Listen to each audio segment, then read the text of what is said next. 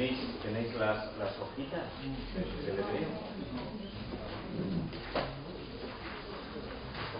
En esas hojas del hebreo, los que las tengáis, siempre sin temor a esas páginas, sepamos la lengua o no la sepamos. Veréis, vais a la página número 9, en la parte de la derecha, en la parte de la izquierda veis Génesis 6, 4, 20. Lo digo para que os situéis. Entonces, en la página 9, este capítulo 6, veis los versículos que corren en el margen de la derecha. Entonces, fijáis los ojos en el versículo 5. Los que sepáis descifrar esas letras, os va a venir muy bien. Los que no sabemos mucho de eso, pues tener los ojos ahí también nos va a venir bien. Entonces veréis, vamos a comenzar a leer, porque decíamos que hoy se trataba ya de leer, después de la introducción general. Y como es el texto bíblico, el Antiguo Testamento, lo tenemos en hebreo, somos gentes amantes de la Biblia, estamos y venimos todos obligados a leerlo en hebreo.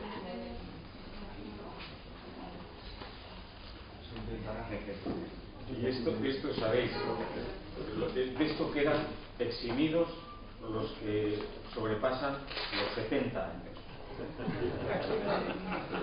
Ahora, los que estamos todavía en esa temporalidad, venimos obligados. Los de los 70 años descansáis, pero los demás no descansar, sino que nos salgan los colores a la cara. Entonces, y más colores para los sacerdotes, y para los catequistas, y para los que tienen responsabilidades, y para los profesores de religión, los que salgan más colores, que nos avergoncemos. Es dicho así en buen castellano.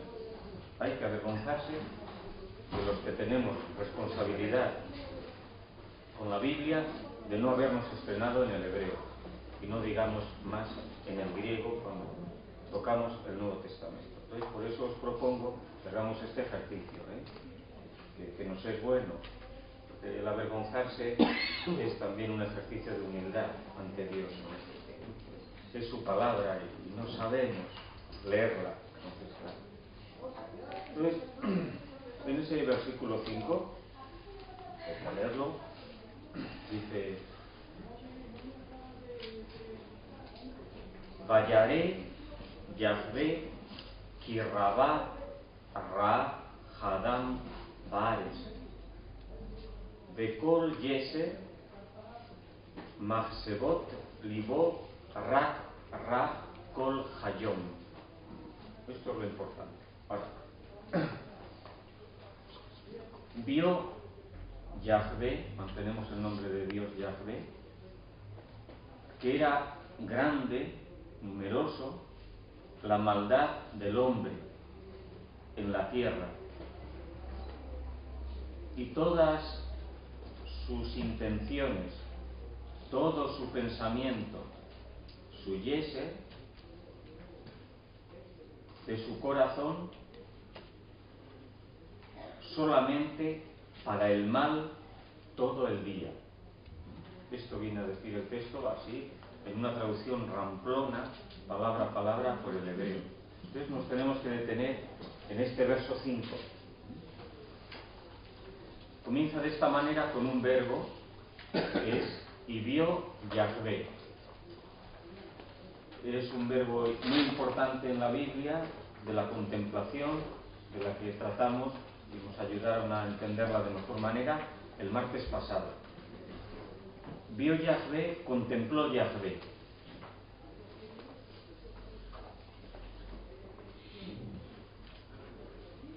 Que la maldad del hombre era muy grande en toda la tierra.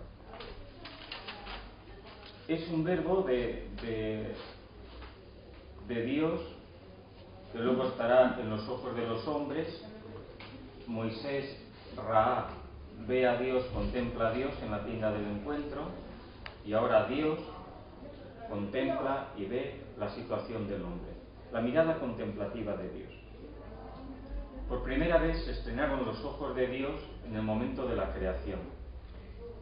Ya recordamos los pasajes, y vio Dios, ¿no? Después de cada obra, al final de cada día, hay una mirada contemplativa de Dios.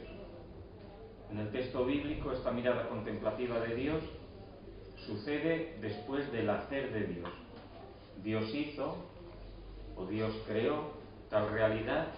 Finalmente, aquello que sale por su boca, dijo Dios, luego Dios hace. El tercer verbo de la actuación de Dios es contempló Dios.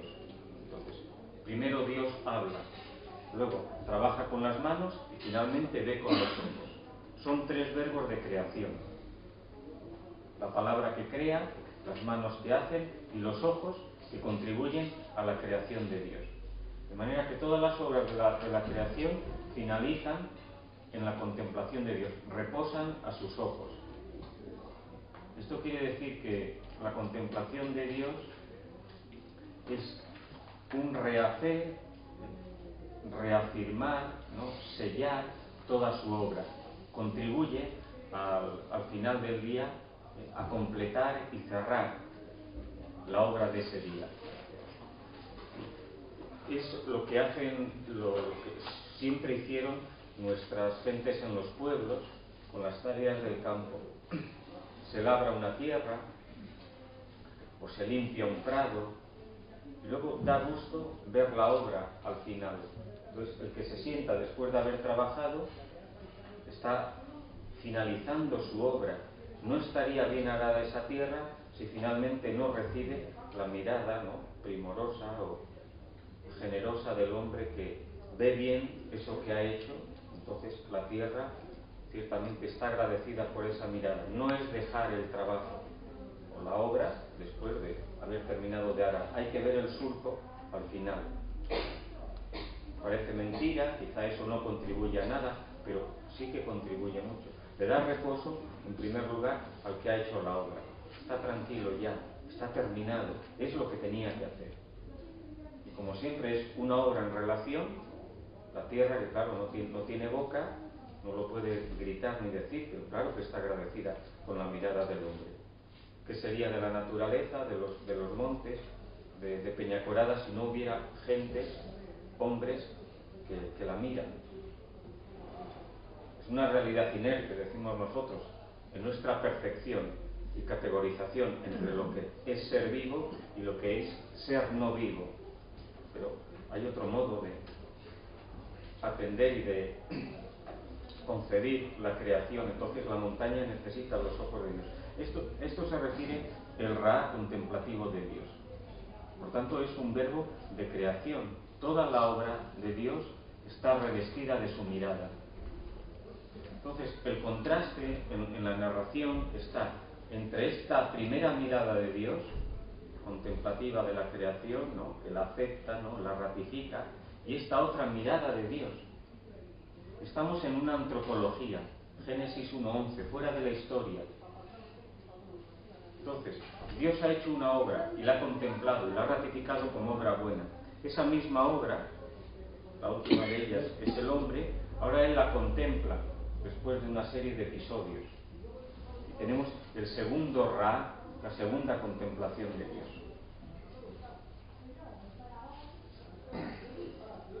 Génesis 1:31, vio Dios todo lo que había hecho y era muy bueno. Tov Meod. Así finaliza la obra de la creación. El contraste está en Génesis 6:5, que es lo que acabamos de leer. Vio Dios que la maldad del hombre era muy grande en toda la tierra. Se pasa de la mucha bondad, enorme bondad al comienzo, vio Dios todo lo que había hecho y era muy bueno. Tov Meod, muy y bueno. Ahora, pasados unos acontecimientos, vio Dios y todo era maldad. Tov al comienzo, el propósito de Dios, cómo Él ve la creación. Y después de la actuación del hombre, lo que sucede es que a Tov le sigue el Ra, el mal. Y a Meod era muy bueno, ahora le sucede Rabá, mal en abundancia. Dios pone mucha bondad y el hombre cosecha abundante maldad. Este es el tránsito entre el relato de la creación y este segundo relato después de la intervención del hombre, que es nuestra tragedia. En la previsión de Dios, todo. Entrando nosotros en la creación de Dios, sucede el Ra, la mucha maldad.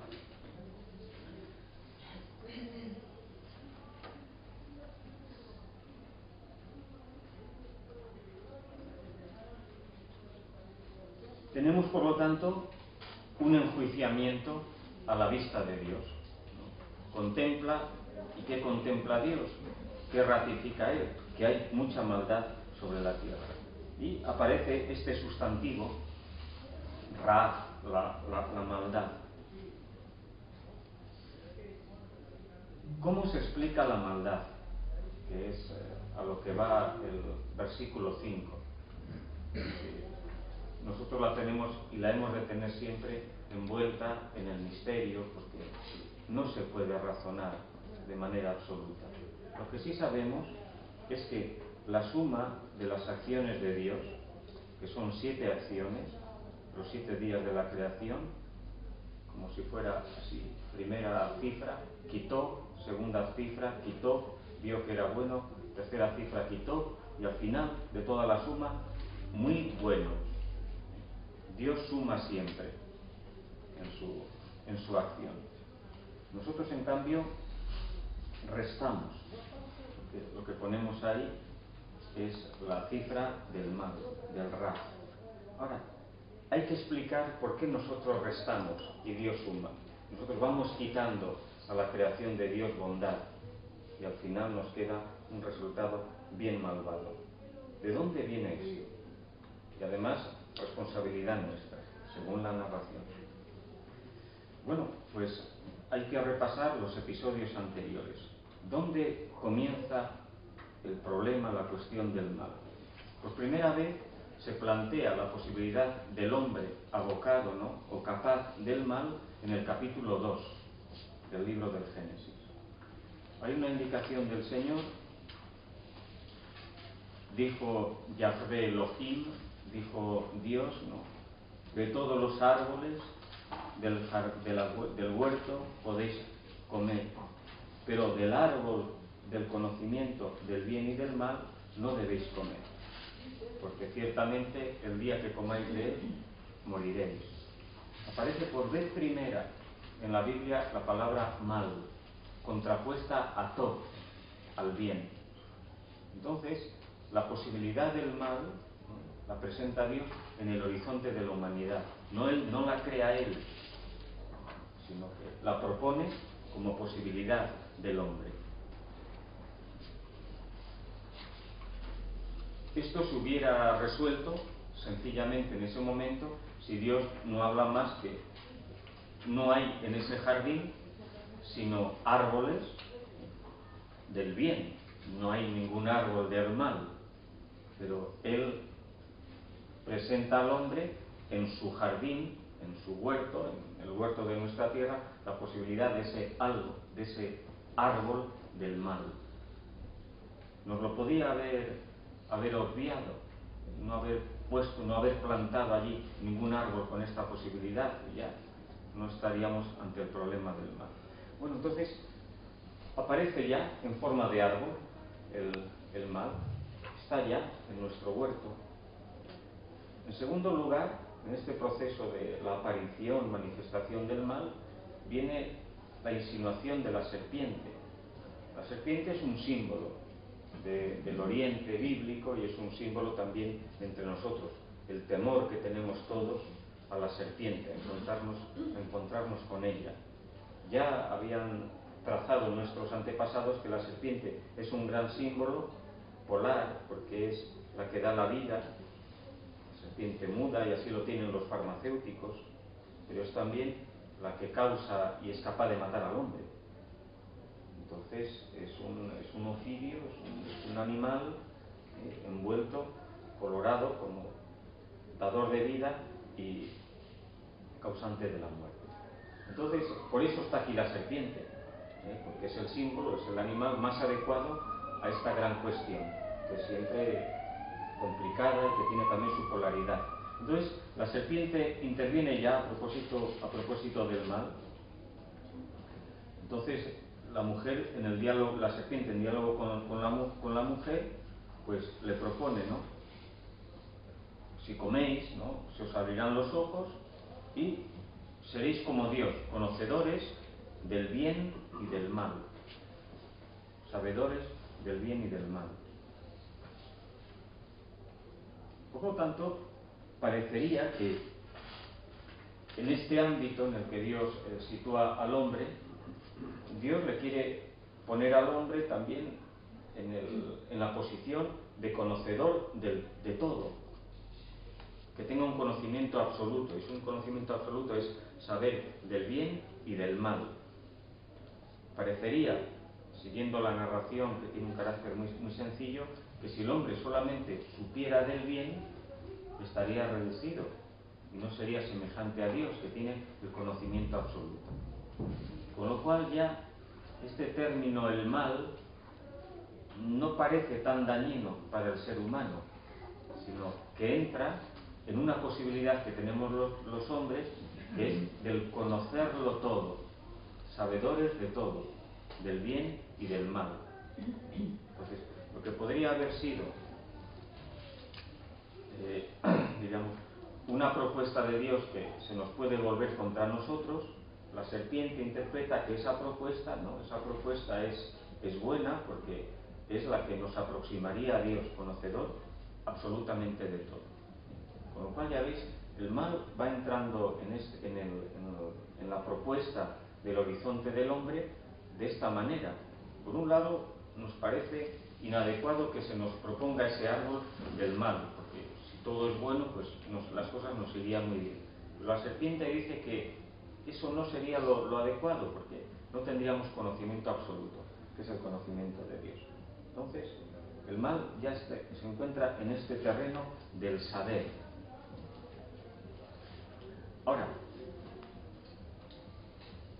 está el horizonte del saberlo todo. Y luego entra, lo va diciendo el texto, la responsabilidad.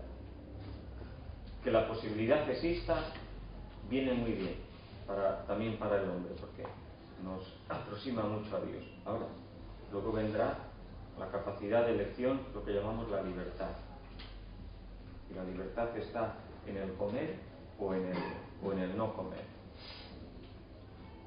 Y ya comienzan todos los episodios en este ejercicio grandioso de la humanidad, que tiene que realizarse, porque Dios ha creado al hombre, pero aún el hombre no ha hecho el desarrollo conveniente que le va aproximando a Dios, y el hombre, imagen y semejanza de Dios. Entonces vienen los episodios en los que el hombre va tanteando sus posibilidades, a ver si puede llegar a llevar a término esto de ser imagen y semejanza de Dios.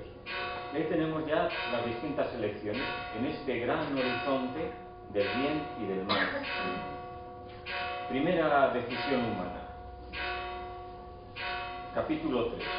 Entonces dice el hombre, efectivamente, yo tengo posibilidad de elección, ejercicio de libertad, se me proponen unos árboles, entonces yo voy al árbol y como. ¿Y para qué como?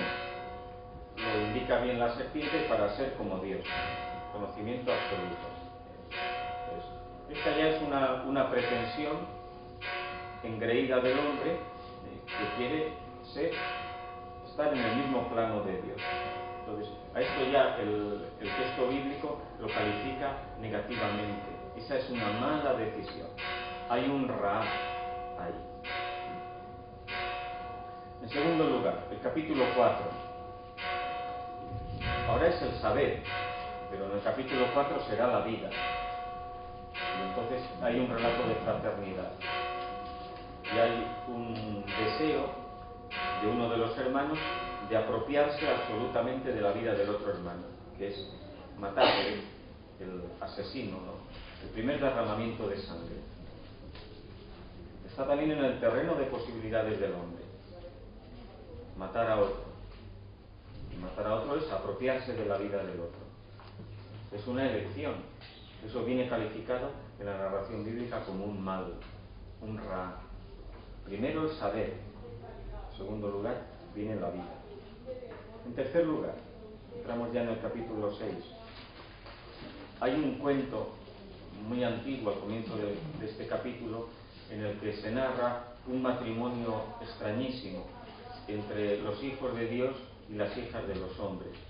Y a propósito de eso, un engendramiento también de unos seres también sobrehumanos, que son los nefilim, que tenían unas tumbas allá en Jordania, enormes, que asustaron a las gentes que venían del desierto porque encontraron unas tumbas de unos hombres gigantescos.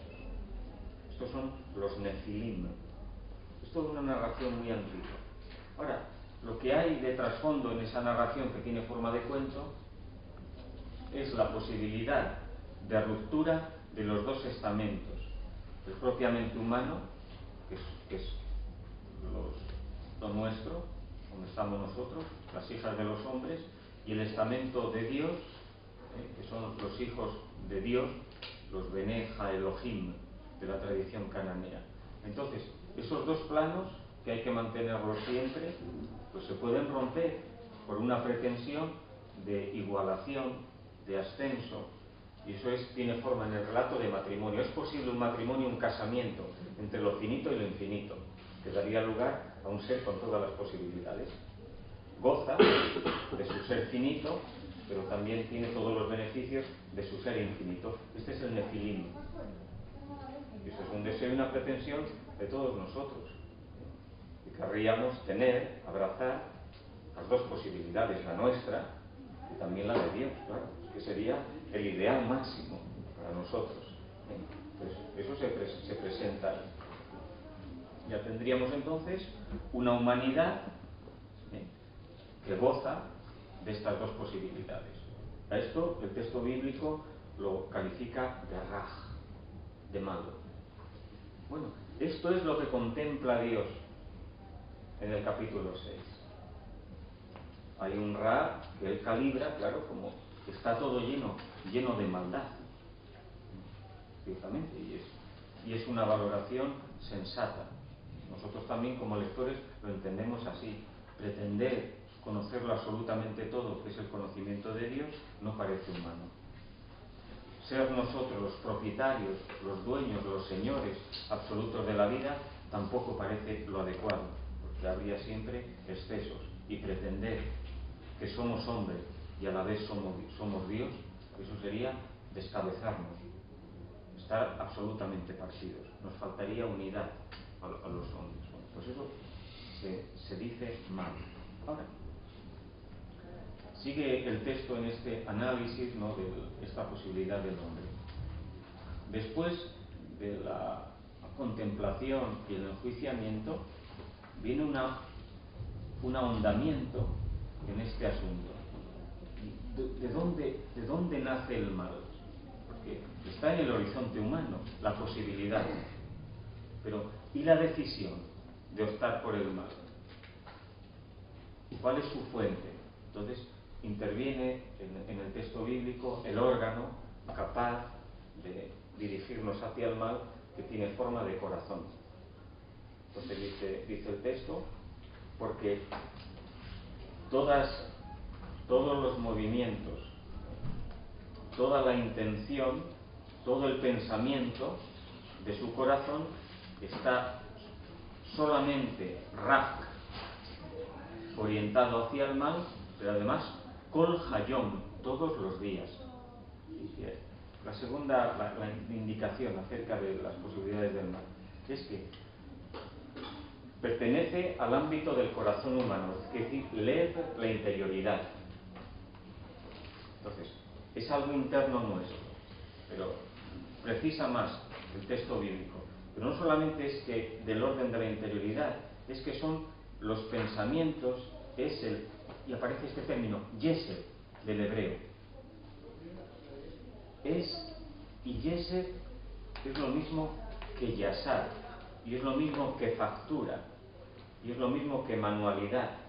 Nosotros que estamos hechos de arcilla, que somos yasar de Dios, que nos ha trabajado con la mano, entonces dice el texto bíblico, cuando de yasar derivan un término que es yeser, que es muy difícil de traducir, entonces sería como algo consustancial a nuestro ser y a nuestra hechura, diríamos con el español.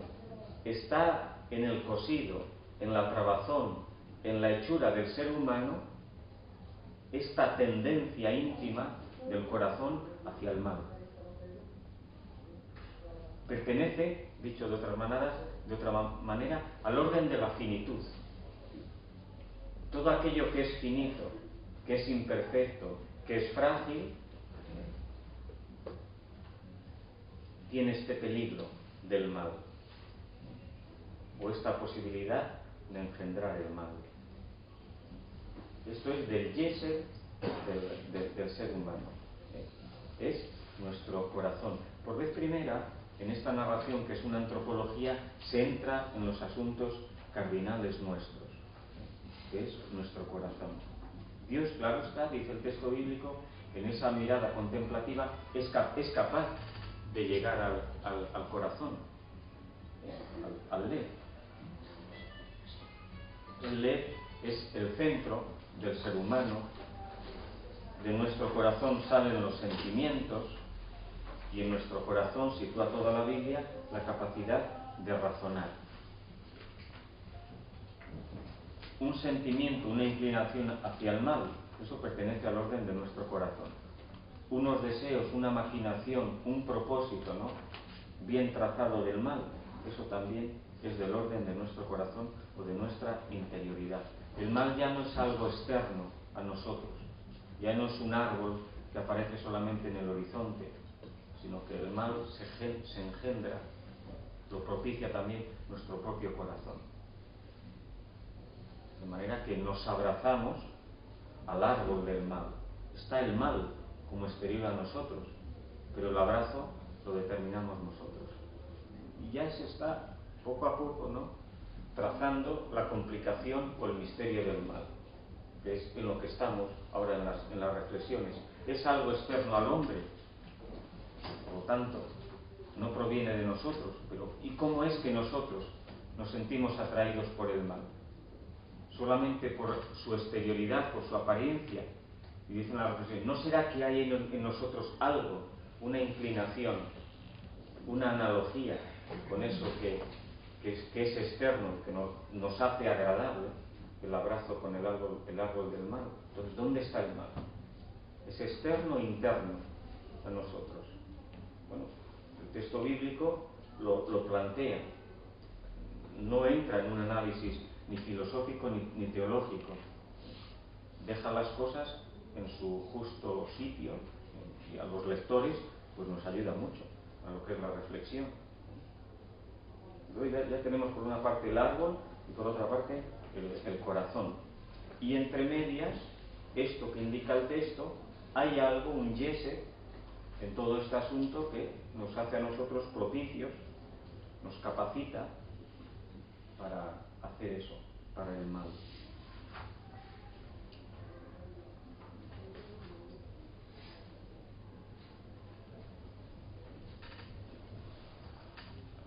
Vamos al verso 6,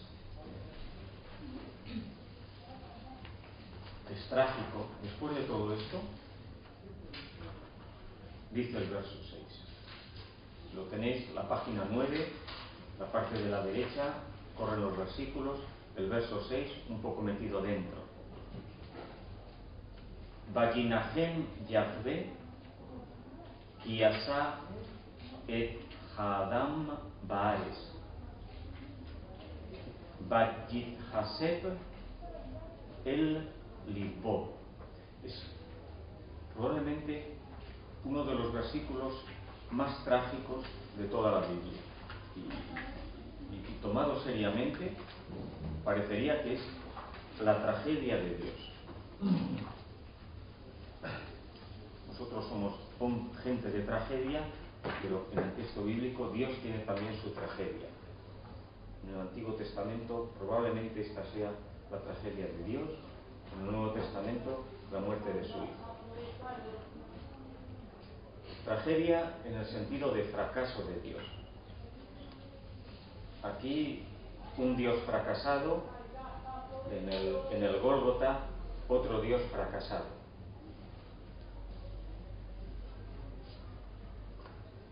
Entonces hay que traducirlo. El verso 6. Se arrepintió Yahvé. Se arrepintió Dios de haber hecho al hombre sobre la tierra.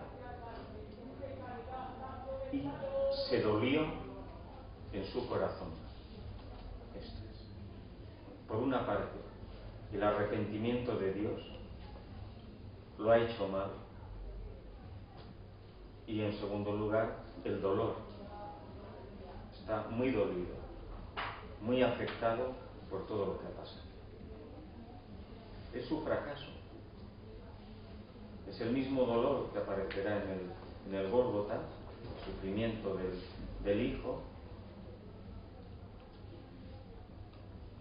Y un cierto arrepentimiento, ¿para qué? Haber puesto el pie sobre la tierra para terminar en una cruz. Propósito de salvar a los, que es lo que se decían los discípulos, de salvar a los hombres, de hacerles bien. Todo eso ha fracasado, y ahí está el fracaso de que están todos dispersos. Y ellos se sienten unos fracasados. El Señor Jesús se siente también un fracasado. ¿Por qué me has abandonado, no? Bueno, vamos a entrar en cada una de las palabras que hablan de la tragedia de Dios o de su fracaso. En primer lugar, el arrepentimiento.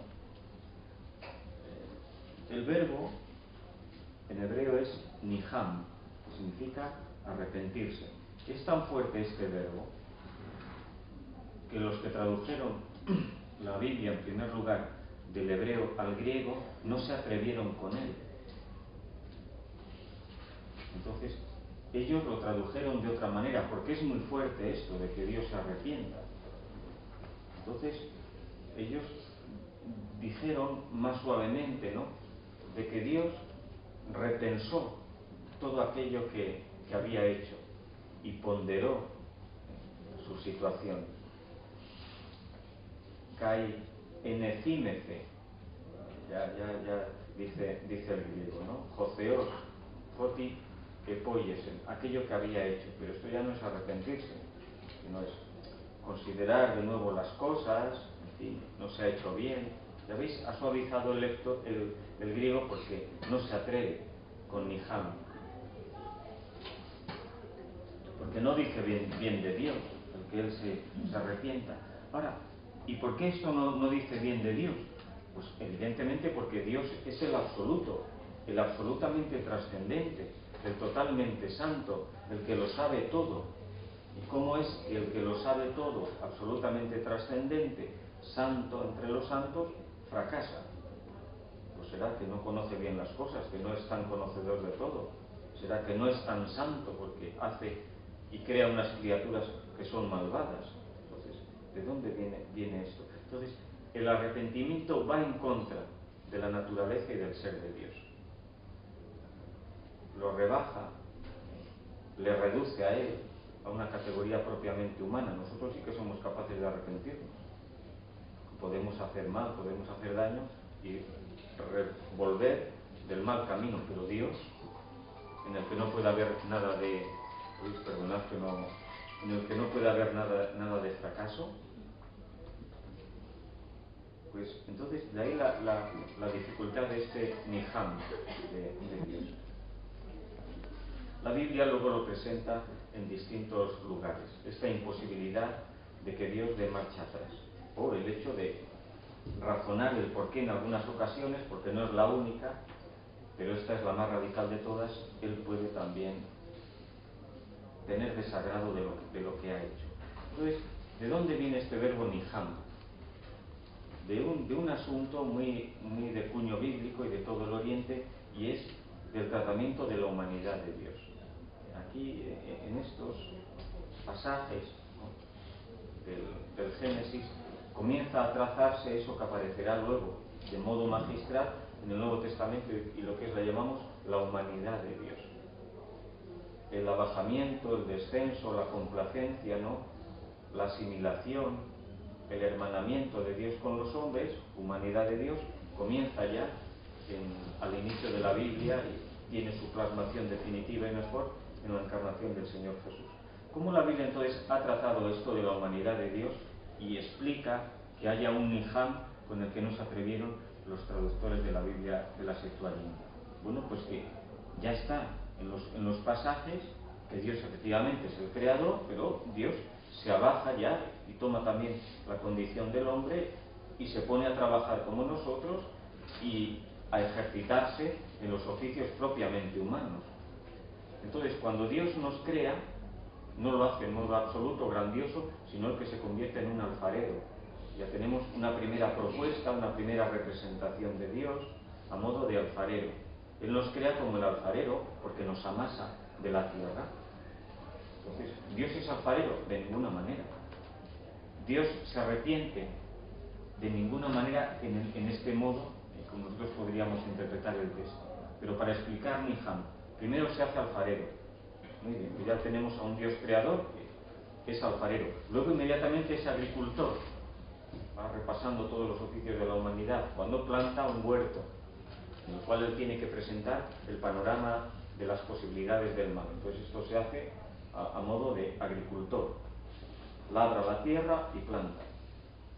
Luego se hace sastre. Cuando hay que cubrir las vergüenzas del hombre, no nos podemos soportar los unos a los otros. Nadie se puede desnudar absolutamente delante de otro, ni siquiera los esposos. Se desnudan en lo que pueden desnudarse, pero ¿quién queda absolutamente abierto a la contemplación del otro? Porque eso no solamente es quitarse ropa, es entrar en la verdad radical de la otra persona. No somos incapaces, no nos aguantaríamos. Entonces, como no nos aguantamos, Dios tiene que venir en nuestro auxilio, pues haciéndonos unos trajes, como hizo aquellos dos primeros, ¿no?, en el capítulo 3, ¿no? Sentían vergüenza el uno del otro y Dios tiene que cubrir su desnudez. Entonces ya le tenemos ahí como sastre. Y no solamente Él repasa y se encarna en todo lo que son nuestros oficios, y se nos presenta, y se nos hace ver, y se nos hace comprensible a través de estas humanidades de Dios, sino que hay también un hacer de Dios al modo humano. Entonces, ahí la Biblia nos lo presenta con ojos, ahí está el verbo raá. Entonces, Dios tiene ojos para contemplar su creación, ahora para vernos a nosotros. Dios tiene también palabra, crea, pero es a partir de la palabra. Es una voz. Dios también modela, ¿no? Dios también reposa, ¿no?, descansa al final de la obra, como tenemos nosotros. Y Dios finalmente también se pasea, como a nosotros nos gusta pasearnos, en ese capítulo 3, allá en aquel huerto ameno, pues Él se pasea también, se pasea en búsqueda del hombre. Porque los paseos, los caminos de Dios, tienen siempre como finalidad salir al encuentro del hombre. Está escondido Adán, entonces Dios tiene que buscarle, y para buscarle tiene que ponerse en camino. Luego ocurrirá también lo mismo con su hijo. Cuando tenga que buscar al hombre, tendrá que dejar Nazaret y ponerse por los caminos de Galilea y de Judea, porque tiene que salir al encuentro de los enfermos, si no van a venir todos a Nazaret. Tendrá él que salir a ver dónde están, y a los discípulos, y dónde los encuentran. No van a venir a su casa, tendrá él que ir al lago a ver dónde andan. Entonces ya son los caminos siempre en búsqueda del hombre. Estos son los paseos de Dios. Entonces,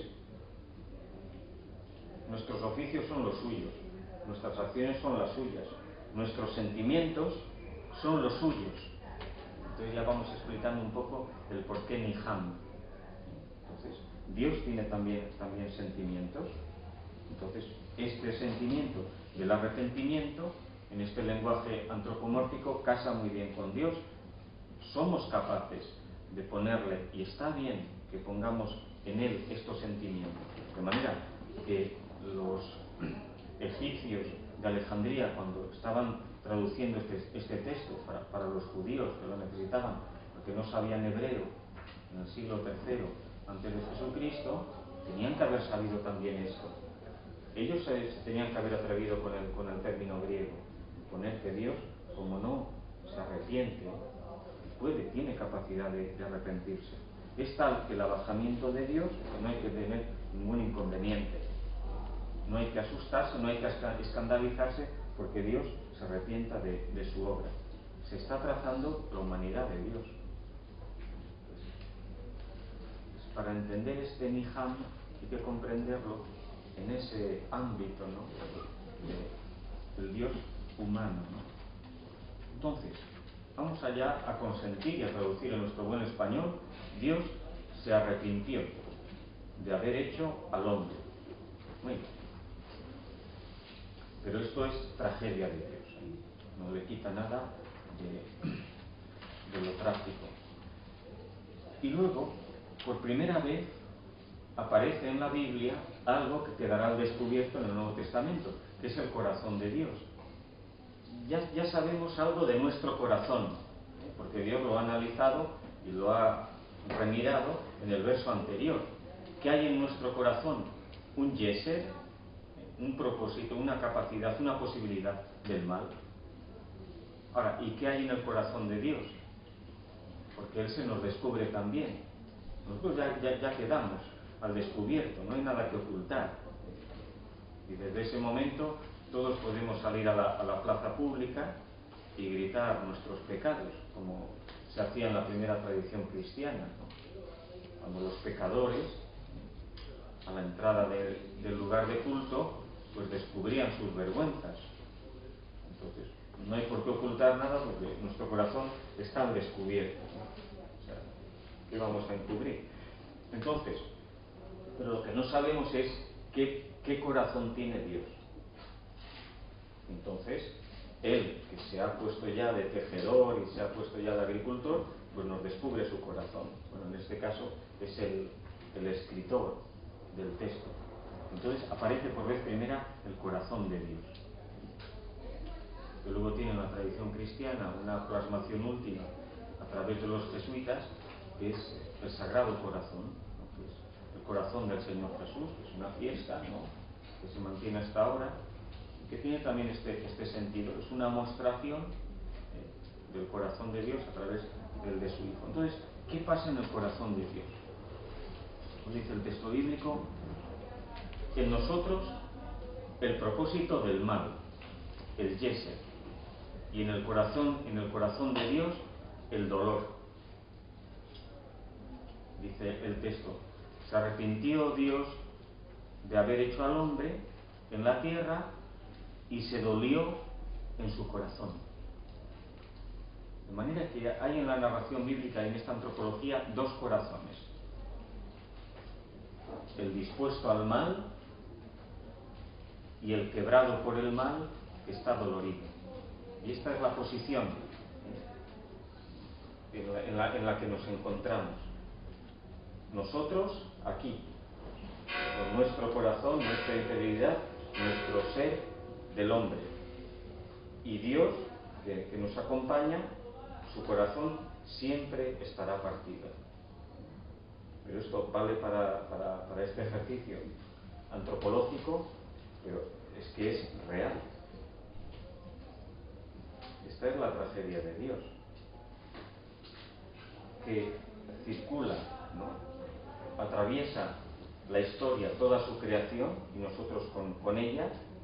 Entonces será, así lo dice el texto claramente, imperfecta la historia, y una historia llena, sembrada de males. Eso es el plano nuestro, horizontal. Y en el plano superior es el corazón de Dios y Dios mismo, que nos acompañará siempre dolorido o partido por nosotros. Esto tiene ya su mostración mayor en la trayectoria del Señor Jesús. De modo que la historia humana estará siempre acompañada por la pasión de Dios. De manera que, claro, hacemos todos los años el Vía Crucis, pero esa repetición del Vía Crucis anual es el recordatorio de que la historia, en esta visión bíblica y cristiana, no puede comprenderse de otra manera. Este es el Niham de Dios, ¿no? Entonces, vamos a entrar en esto, el corazón de Dios. Bueno, no entramos porque tenemos que salir. Entonces, mañana continuaremos con algún pasaje más.